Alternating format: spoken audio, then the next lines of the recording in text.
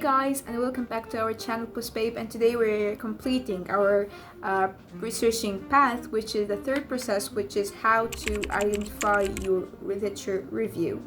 The literature review is actually so important for your research because it gives you a reputation about how you are fully rounded about this topic and what you have searched, and you are so aware about what is the latest thing that have gathered about this topic and about this symptom. So your literature review defines how much your research would be so important, because the most important part in the literature review is synthesizing.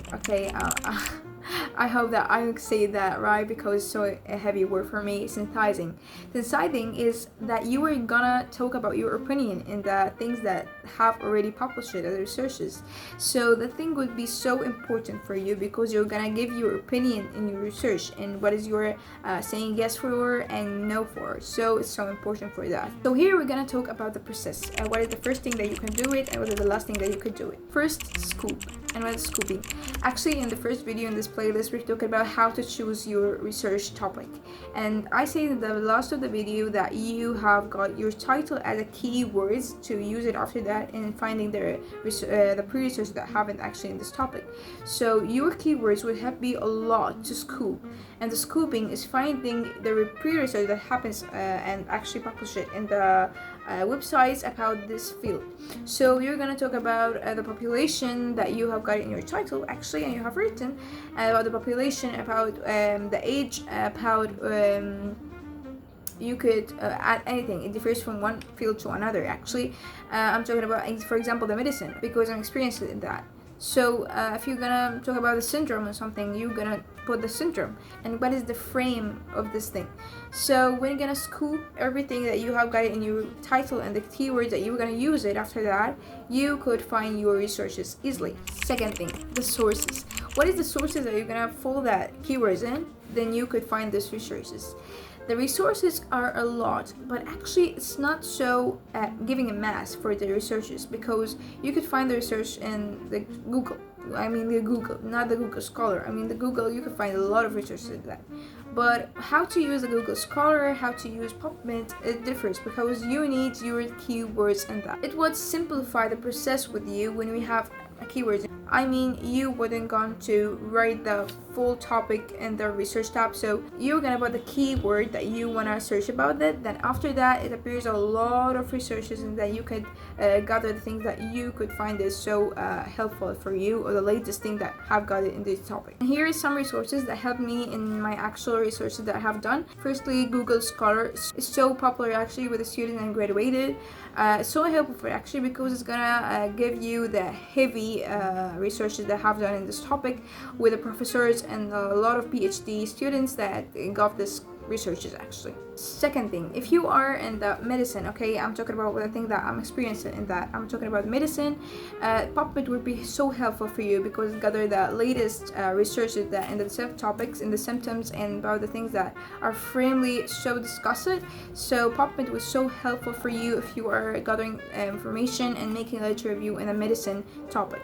I found this so popular, but personally I don't use it, which is DStar. It would be so helpful for you, I think. I don't know if it's so explained for the medicine students or not, but I think that it would be so helpful for you because it's so popular. And actually that helps me a lot personally in my researches, which is Semantic Scholar, I think so. Semantic Scholar is so good actually. I could find it so rounded by all the things. I could find a lot and thousands of researches that have made it by professors and a lot of PhD.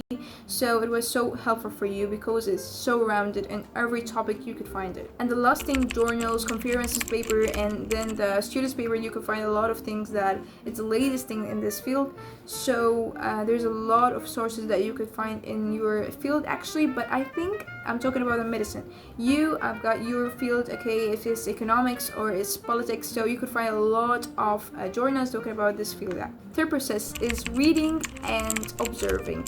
Reading and observing is so important because it's gonna help you a lot in synthesizing. So you should read okay, this is a process, how to read a research. We're going to talk about in the next video how to read the research paper, but it's so important for you to read the research and to gather every good information, and it's a specific information, and you can find it in a lot of the other researches. So you could gather the best thing in this research and gather you in your paper or your anything. So you're gonna make the specific thing from every research. You're gonna link it actually in the synthesizing, and you could evaluate everything that you could mention in the synthesizing when you read the thing and when you read a lot of researches with each other. So you could find something is more detailed in one research, so you're gonna synthesize this thing and evaluate it in your linked synthesizing. And then the last thing that you should do it is arranging. You can arrange things about its logically. So first thing is you can make it chronologically and then terminologically, and then after thing you can make it which is methodologically. So it would be so helpful for you if you define every arrangement that you could do in this research. So arrange it briefly and arrange it with the type of the thing that you're gonna define it. The last thing and the most important thing that you will express yourself opinions and structure that you have gathered in all these researches, which is synthesizing. When you synthesize all the things that you have gathered and observing a lot of it, you could say your opinion, what you have agreed about it and you have refused about it, and about the resources. Actually, you're gonna tell your opinion without resources and references about your talk. So you could gather everything and observe that in your synthesizing, because it would be so tough sometimes if you don't want to make that. Okay, it's okay, but I mean that synthesizing will give your research a mass, because give you an express about yourself. And many people think that in the literature review we don't link the things, we link it in the references, but actually it's better preferred that you talk about the thing and make it okay. I'm talking about the references. In the last video I will talk about how to arrange the reference text, then you could make it and the references. But I prefer that when you talk about it in the literature review, you could link it. Okay, you could make it a Word or Canva, which will give you a good reputation for your research actually. And then we have explained everything actually in the literature review. It's so important actually, as I have previously said, that it gives you a reputation and give you a full rounded reputation actually for your knowledge in this topic. And then that was a video for today, and then bye.